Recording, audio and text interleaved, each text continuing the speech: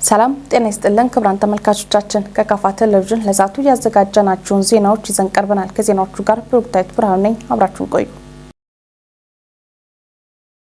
እንደ ሀገር በከተማ ግብርና በመሰማራት በርካታ ውጤት በመመዝገብ ላይ ይገኛል። የቦንጋ ከተማ ዳቦ ዱቄት ፋብሪካ በበኩሉ ከ7.5 ሄክታር በላይ መሬት ላይ በቆሎ እያመረተ መሆኑን አስታውቋል። ምረታብራ የከተማ ግብርና በከተማ ውስጥና በዙሪያው በአነስተኛ ቦታ ለምግብነትና ለሌሎች ጠቀሜታዎች ሊውሉ የሚችሉ እጽዋትን የማልማት እንስሳትን የማርባት የግብርና ምርት ውጤቶችን የማቀነባበርና ለተጠቃሚዎች የማቅረብ ስራን የሚያካትት ነው። የሀገራችን ከተሞች በፈጣን እድገት የሚገኙ ከመሆናቸውም በላይ ከመሰረተ ልማትና ኢንዱስትሪ መስፋፋት ጋር ተያይዞ ከገጠር ወደ ከተማ ዋና ከተሞች በሚደረገው ፍልሰት የነዋሪው ቁጥር በከፍተኛ ፍጥነት እንዲጨምር አድርጓል። ከዚህ ጋር ተያይዞም ከተሞች የግብርና ምርት ፍላጎትና አቅርቦት አለመመጣጠን በማስከተሉ በአነስተኛ የኑሮ ደረጃ የሚገኘው የህብረተሰብ ክፍል ላይ አሉታዊ ተጽዕኖ አሳድሯል። ይህን ችግር ለማቃለልና የኢኮኖሚ እድገቱ ባመጣው ለውጥ ምክንያት በከተሞች የከተማ ግብርና ስራ እየተለመደ እንዲሄድ ያደረገ ቢሆንም እንደ ገጠሩ ግብርና ትኩረት ተሰጥቶ በልማት ሁኔታ ተገቢው ድጋፍ እያገኘ አለመሆኑ ይነገራል። ከተሞች ያላቸውን እምቅ ሀብት ባለመጠቀማቸው በአብዛኛው ሊባል በሚችል ደረጃ ከገጠር በሚቀርቡ የግብርና ምርቶች ላይ ጥገኛ በመሆናቸው የምግብ ዋስትና ችግሮችን በመሰረታዊነት ማቃለል አልተቻለም። በመሆኑ በሀገራችን የከተሞችን እድገት ዘላቂነት ባለው መንገድ ለማስቀጠል ይቻል ዘንድ የከተማ ግብርና ልማት ተግባራዊ በማድረግና ህብረተሰቡ ከዘርፉ ተጠቃሚ ለማድረግ የሚስተዋሉትን የአሰራር ችግሮችን መቅረፍ ጊዜ ሊሰጠው የማይገባ ጉዳይ መሆን ይኖርበታል። ወደ ዞናችን ስንመጣ የምግብ ዋስትና ከማረጋገጥ አንጻር እንዲሁም ትርፍ መሬት ጦም ማደር የለበትም ከሚል መነሻ የቦንጋ ከተማ ዳቦና ዱቄት ፋብሪካም ባለው መሬት ላይ በከተማ ግብርና በመሰማራት እየተንቀሳቀሰ ይገኛል። መሰረታዊነት ፋብሪካውም ሲቋቋም ያው የኑሮ ውድነት ጫናን ለመቀነስና ብሎም የምግብ ዋስትናን ለማረጋገጥ ነው ፋብሪካው የተቋቋመውና ከዳቦና ዱቄት ምርት ጎን ለጎን ደግሞ ያለ ትርፍ መሬት በዚህ በእርሻ ልማቱ መስራትም ተገቢ ነው ሊሆን የሚችለው። አሁን ባለው ሁኔታ በአጠቃላይ ከግቢና ከግቢ ውጭ 0.75 ወይም 75 ሄክታር መሬት የሚሆን ገደማ በሙሉ ፓኬጅ በሚባል ደረጃ ምርት ዘር ተጠቅመን ማዳበሪያ ዳፕ ዩሪያ ተጠቅመን የበቆሎ ዘርተናልና የበቆሎውን ስንዘራ ቦታው በባህሪው ሰርዷማ ቦታ ስለሆነ በበቆሎ አለስልሰን ፋብሪካው ያው ስንዴ የሚፈልግም እንደመሆኑ መጠን ወደ 1 ሄክታር የሚጠጋ መሬት እስከሆነ ድረስ ቀጣይ ደግሞ ለስንዴ ክረምት ለሚቹ ለማድረግ ነው እየሰራን ያለነውና መነሻውም ያው ከተማ ላይ ባዶ መሬት መኖር የለበትም የሚል የመንግስት አቅጣጫ ነው። ያንተን ተረሰን ነው እየሰራን ያለነው። በዳቦ ፋብሪካው ቅጥር ግቢ ውስጥ የተተከሉ እጽዋቶች በፋብሪካው ስራ አስኪያጅ ሲገለጽ ፋብሪካው ባህሪው የተቋቋመው ብድር አፈር ላይ ነው። ያን አፈር ደግሞ ማቀብ ካልተቻለ በስተቀር የተሸረሸረና መጨረሻ ላይ ለፋብሪካውም ጉዳት ሊያመጣ ስለሚችል በመጀመሪያ ደረጃ አፈር የሚያቀብ ሳር ነው የተከልነው። ያን ሳር ተክለን ዙሪያውም ደግሞ በግራቪሊያና በወይራ የሸፈነውና ያ ነገር ደግሞ አፈር አቅፎ መያዝ ስለሚችል በሱም ልክ ነው የምናደርገው። ግን ለክረምትም ቢሆን ተጨማሪ አረንጓዴ አሻራ ለማሳረፍም ቦታ አለን። ብሎም ደግሞ ፍራፍሬ ለመትከል የጉድጓድ ዝግጅትም እያደረግን ነው። ጎን ለጎን ደግሞ ሙዝም ምን ተክለው ያው በምክንያት ነው ሊሆን የሚችለውና ሰው በቀለለ መልኩ ዳቦው ካለ ሙዙ ካለ በቀላሉ መጠቀም ስለሚችል ያንን ደግሞ እያሰፋን በሄድን ቁጥር ነገ ለፋብሪካውም የተሻለ ምርት ይሰጣል የሚል መነሻ ይዘን ነው። በመጨረሻም ሁሉም የአካባቢ ነዋሪም ሆነ የመንግስት አካል ባለው ባዶ ቦታ በማልማት የኑሮ ውድነቱን ጫና ለማቃለል የበኩሉ እንዲወጣ መልእክት ተላልፏል። ትልቁ ነገር ያው መሬት መያዙ ብቻ አይደለም፣ ሀሳብ ነው። መሬት በተለኛ ዞን ላይ መሬት ችግር የለም፣ እኛ ከተማ ላይ መሬት ችግር የለም። ግን ሀሳብ ማምጣት ማፍለቅ አስፈላጊ ነው ሊሆን የሚችለው። እዚች መሬት ላይ ምን ብሰራ ያዋጣል፣ ትርፍ እንኳን ባይኖረው ቢያንስ ውስጥ ያለው ሰራተኛ መስራት እንዲችል ፋብሪካው ትንሽዬ ተጨማሪ ገቢ ማግኘት እንዲችልም ሁሉም በእጁ ያለው መሬት የኛ መሬት ይታወቃል። ትንሽዬ ነገር ጥለን በጥሩ ሁኔታ የሚያበቅል መሬት እንደመሆኑ መጠን ሁላችንም የመንግስት ተቋም የሚሆን ግለሰብ የሚሆን በእጁ ያለውን መሬት ቢሰራ ምርት መስጠትም ስለሚችል ያው ተጨማሪ አትክልትም ተክለን ሞክረን ነበር። በትንሽ መሬት ላይ እስከ 1 ኩንታል ካሮት ያገኘንበት አጋጣሚ ነበርና መሬቱ ስለሚያበቅል ሁላችንም ብንሰራ የተሻለ ነው ለማለት ፈልጌ ነው። በቢጣ ወረዳ በህብረተሰብ ተሳትፎ የተጀመሩ የቀበሌ ተደራሽ መንገዶችን ለማጠናቀቅ በትኩረት እየተሰራ መሆኑን የወረዳው አስተዳደር አስታወቀ። አስተዳደሩ ህብረተሰቡ ለመንገድ ፕሮጀክቶች ግንባታ እያደረገ ያለውን ድጋፍ አጠናክሮ እንዲቀጥል ጠይቋል። ዘገባው የወረዳ መንግስት ኮሚኒኬሽን ጉዳይ ጽህፈት ቤት ነው። ተጨማሪ አለ። የወረዳው ዋና አስተዳዳሪ አቶ ታምሩ እምሩ እንደገለጹት ከዚህ ቀደም በተለያዩ ቀበሌዎች በተለያዩ ወቅቶች የመንገድ ከፍታዎች መከናወናቸውን ጠቅሰው እነዚህ መንገዶች ህብረተሰቡን ለረጅም ጊዜያት ማገልገል እንዲችሉ በህብረተሰቡ ተሳትፎ የጠጠር ዝርጋታ በማከናወን ለማህበረሰቡ ዘላቂ መፍትሄ ማበጀት አማራጭ የሌለው ሆኖ በመገኘቱ ከህብረተሰቡ ጋር ውይይት በማድረግ ወደ ስራ መገባቱን ጠቁመዋል። በበጀት አመቱ ከፍዴቻ፣ ከቢጣ ደካ፣ ከሸዳ መልጋዩ ያሉ ጅምር መንገዶችን ለማጠናቀቅ እየተሰራ ሲሆን ከመልጋዩ ደጋኪላ ደግሞ ከፍታና አፈር ስራዎች እየተከናወኑ እንደሚገኝ አቶ ታምሩ ተናግረዋል። በአሁኑ ሰዓት ከፍዴ ወሽሮ የሚገኘውን መንገድ ለማጠናቀቅ የጠጠር ዝርጋታ መጀመሩን ያስታወሱት ዋና አስተዳዳሪው ይህንንም በጥቂት ጊዜ በማጠናቀቅና ማሽኖችን ወደ ሌሎች ቀበሌዎች በማዘዋወር ጅምር የመንገድ ስራዎችን የማገባደድ ተግባር ተጠናክሮ እንደሚቀጥል ነው የገለጹት። ዋና አስተዳዳሪው የመንገዱ ግንባታ መጠናቀቅ የተለያዩ ማህበራዊ ጉዳዮችን ከማቅለሉም በላይ ለቀበሌዎች መልማትና መዘመን ያለው አስተዋጽኦ ከፍተኛ መሆኑን ገልጸው ይህም እውን እንዲሆን ህብረተሰቡ እያደረገ ያለው አስተዋጽኦ አጠናክሮ መቀጠል አለበት ብለዋል።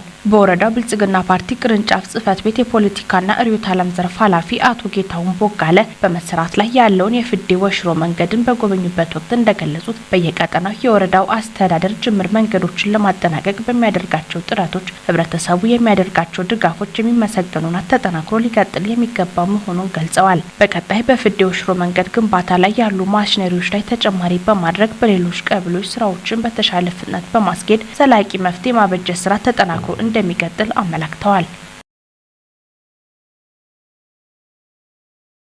የባለድርሻ አካላት ቅንጅታዊ ስራ ለሁለንተናዊ ገቢ አስተዳደርና አሰባሰብ ወሳኝ ሚና እንዳለው የክልሉ ገቢዎች ቢሮ አስታወቀ። የፌዴራል ገቢዎች ሚኒስቴር ጅማ ቅርንጫፍ ከደቡብ ምዕራብ ኢትዮጵያ ህዝቦች ክልል ገቢዎች ቢሮ ጋር በመተባበር ቅንጅታዊ ስራ ለሁለንተናዊ ለገቢ አስተዳደርና አሰባሰብ በሚል መሪ ቃል የውይይት መድረክ በሚዛን አማን ከተማ ተካሂዷል። ዘገባው የክልሉ መንግስት ኮሚኒኬሽን ነው። ሲሆን ታደለ በመድረኩ የመክፈቻ ንግግር ያደረጉት የክልሉ ገቢዎች ቢሮ ኃላፊ ወይዘሮ ህይወት አሰግድ መንግስት የዜጎችን ኢኮኖሚያዊ፣ ማህበራዊና ፖለቲካዊ እድገትን ለማፋጠን ከፍተኛ ኃላፊነት እንዳለበት ጠቅሰው ይህንን ኃላፊነት ለመወጣት መንግስት የራሱ ገቢ ያስፈልጋል ብለዋል። የክልሉ ገቢዎች ለአስፈጻሚ አካላት በተሰጠው ስልጣን መሰረት በክልሉ ውስጥ ከመነጨው ሀብት ገቢን በአግባቡ ለመሰብሰብ ከፍተኛ ጥረት በማድረግ ላይ እንደሚገኝ ተናግረዋል። ወይዘሮ ህይወት አክለውም ክልሉ ሲመሰረት ከነበረበት 2.8 ቢሊዮን ብር ገቢ የመሰብሰብ አቅም በሁለት ዓመት ውስጥ 6.2 ቢሊዮን ብር ገቢ ለመሰብሰብ ግብ በመጣሉ ሰፊ ስራዎች የተሰራ መሆኑንም ገልጸዋል። የክልሉ መንግስት የፋይናንስ አቅምን ለማሳደግ በምናደርገው ጥረት የባለድርሻ አካላት ሚና ከፍተኛ መሆኑንም ጠቅሰው ገቢ የሚሰበሰበው ጠንከር ያለ የአሰራር ስርዓትን ተከትሎ በመሆኑ የህግ ማስከበር ስራችን ከመቼውም ጊዜ በላይ መጠናከር አለበት ሲሉም ተደምጠዋል። በመድረኩ በግብር ህግ ማስከበር ዘርፍ ባለፉት 9 ወራት የተከናወኑ የአፈጻጸም ሪፖርት ያቀረቡት የክልሉ ገቢዎች ቢሮ ምክትል ኃላፊና የግብር ህግ ማስከበር ዘርፍ ኃላፊ ወይዘሮ ትግስት በላይ በክልሉ ያሉ የግብር ከፋይ ማህበረሰብ ስለ ታክስና ቀረጥ አውቆ የንግድ እንቅስቃሴውን እንዲመራ ሰፊ ስራዎች እየተሰሩ መቆየቱንም ተናግረዋል። እንደ ክልል ከግዢ በታች ደረሰኝ መስጠት፣ ደረሰኝ ማበላለጥ፣ ህገወጥ ደረሰኝ መጠቀም፣ ደረሰኝ ያለመቁረጥ የገቢ ህገወጥነት በመበራከታቸው መሰብሰብ ያለበትን ገቢ ለመሰብሰብ ከፍተኛ ተግዳሮት መሆኑንም አንስተው በክልሉ ያጋጠሙ ያሉ ህገወጥነቶችን ለመከላከልና የህግ ስራዎችን ለማጠናከር በልዩ ትኩረት ልናየው ይገባል ብለዋል። በ115 የንግድ ቤቶች ላይ በተደረገው የኦፕሬሽን ስራ 5.9 ሚሊዮን ብር የተጭበረበረ ታክስ ገቢና በማህደር ምርመራ 2.1 ሚሊዮን ብር የሚገመት ገቢን ማዳን መቻሉን ወይዘሮ ትግስት ገልጸዋል። በመድረኩም የፌዴራል ገቢዎች ሚኒስቴር ዋና መስሪያ ቤት የታክስ ማጭበርበር ምርመራ ዳይሬክቶሬት ዳይሬክተር አቶ ሲሳይ ገዙና የፌዴራል ገቢዎች ሚኒስቴር ጅማ ቅርንጫፍ ዋና ስራ አስኪያጅ አቶ ደሜ ከበደን እንዲሁም የክልሉ ከፍተኛ ፍርድ ቤት ምክትል ፕሬዝዳንት አቶ ጥላሁን ታደመን ጨምሮ ሌሎች የክልልና የዞን ባለድርሻ አካላት የተሳተፉበት ነው። እንስሳት በህገ ወጥ ንግድ ከሀገር እየወጡ በመሆኑ ኢትዮጵያ ማግኘት የሚገባትን ገቢ እያገኘች አለመሆኑን የኢትዮጵያ ግብርና ምርምር ኢንስቲትዩት አስታወቀ። ዘገባው የኢትዮጵያ ፕሬስ ድርጅት ነው። ሰለሞን ተሰማ በኢንስቲትዩቱ የእንስሳት ምርምር ዳይሬክተር ዶክተር ፈቀደ ፈይሳ እንደገለጹት እንስሳት በኢ-መደበኛ ንግድ ከሀገር እየወጡ ናቸው። በዚህም ከኢትዮጵያ ይልቅ እንደ ሶማሌላንድ፣ ጅቡቲ፣ ኬንያ፣ ሱዳን እና ሌሎችም የጎረቤት ሀገራት ካላቸው የእንስሳት ቁጥር በላይ በአመት ኤክስፖርት በማድረግ ተጠቃሚ የሆኑ ነው። ኢትዮጵያ ከአፍሪካም አልፎም በዓለም አቀፍ ደረጃ የእንስሳት ሀብት አላቸው ከሚባሉ 5 ቀዳሚ ሀገራት ተርታ እንደምትሰለፍ ያነሱት ዶክተር ፈቀደ ይህንን በአግባቡ በመቆጣጠርና የሚያስፈልጉ መሰረተ ልማቶችን አሟልቶ መጠቀም ባለመቻሉ በአምስቱም አቅጣጫዎች እንስሳት በኢ-መደበኛ መንገድ ከሀገር እንደሚወጡ ጠቁመዋል። እንደ ዳይሬክተሩ ገለጻ ኢትዮጵያ 70 ሚሊዮን የቀንድ ከብት ሀብት ቢኖራትም የተሻለ ውጤት በሚያስገኝ መልኩ እየተሰራበት አይደለም። በዚህም ቀደም ባለ ጊዜ የእንስሳት ተዋጽኦን ለውጭ ገበያ በማቅረብ ሀገሪቱ እስከ ግማሽ ሚሊዮን ዶላር የውጭ ምንዛሬ ታገኝ የነበረ ቢሆንም ይህም በአሁኑ ወቅት ከ100 ሚሊዮን ዶላር አይበልጥም። ይህ የሆነውም በድንበር አካባቢ በቂ ቁጥጥር ባለመኖሩ መሆኑን በመጥቀስ ለዚህም ማህበረሰቡ ለውጭ አሳልፎ የሚልክበት ምክንያት በጥናት መረጋገጥ እንዳለበት ተናግረዋል።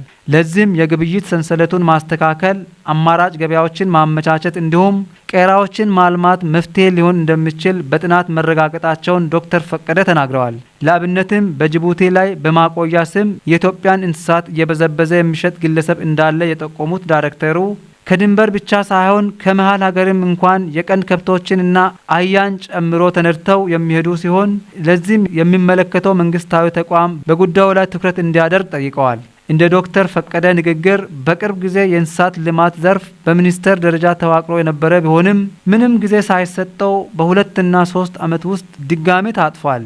ለዘርፉ ኢንቨስትመንት፣ የገበያ ትስስር፣ መዋቅራዊ አደረጃጀትና ሌሎችም ላይ ትኩረት በመስጠት በዘርፉ ላይ ያለውን ትልቅ ሀብት በአግባቡ መጠቀም ይቻላል።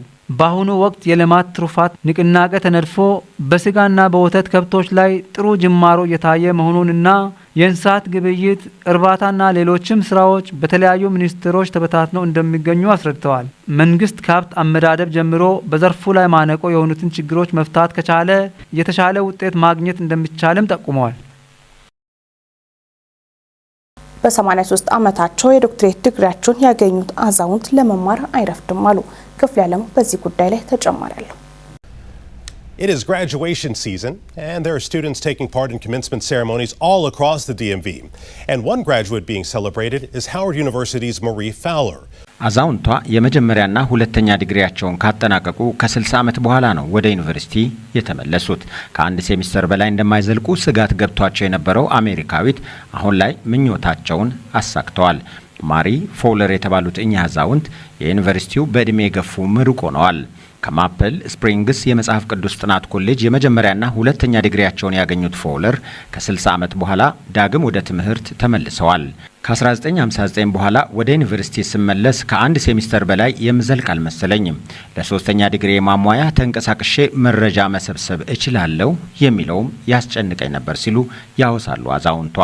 ፎውለር ስጋታቸውን ሁሉ እየጣሉ ለ3 ዓመት በሃይማኖት ጉዳይ ያተኮረ ትምህርታቸውን ተከታትለውና የዶክትሬት ዲግሪያቸውን ማሟያ በብቃት አቅርበው በቅርቡ ሶስተኛ ዲግሪያቸውን ተቀብለዋል።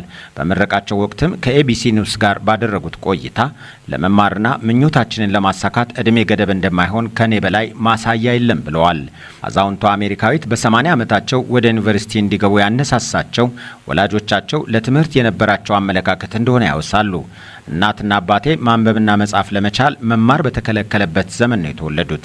አባታችንን እኛንን ማንበብና በስክሪፕቶ መፈረም ያስተማር ነው በሚልም ወላጆቻቸው ለትምህርት ከፍተኛ ቦታ ይሰጡ እንደነበር አስታውሰዋል።